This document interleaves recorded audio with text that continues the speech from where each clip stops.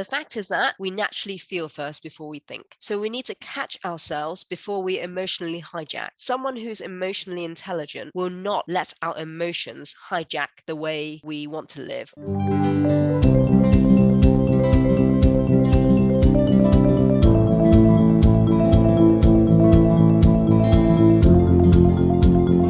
Welcome and good afternoon, everyone. You're joining the session called Emotional Fitness for Women. Who do you think suffer up to 40% more mental health problems in terms of the gender? Would it be men suffer up to 40% more mental health problems than women due to juggling roles? Yes. Women suffer up to 40% more mental health problems than men due to juggling roles. Right now, that is even more prominent. We are trying to be everything at the same time. Women age what and below are more likely to indicate report of poor or fair mental health. So not thriving mental health, not good mental health. I was quite shocked with this. At age 35, that age, people who have decided to have children have already had one child or maybe two. So that adds to the additional stress. We may already have a career path sort of laying out, and we're trying our best to achieve that outcome we hope for it to be in terms of our career. So maybe there's further stress there before 35 to actually get to that point. The way we view ourselves influence our personal confidence hugely. So if we look in the mirror and we see someone who's unsuccessful, unattractive, overweight, whatever it is, we will actually be feeling like that. Our confidence is affected. So we have to choose to see ourselves in a positive light so that we can actually have these influences that we have control of. The fact is that we naturally feel first before we think. So we need to catch ourselves before we emotionally hijack. Someone who's emotionally intelligent will not let our emotions hijack the way we want to live or the way we behave or our reactions, because we put a pause there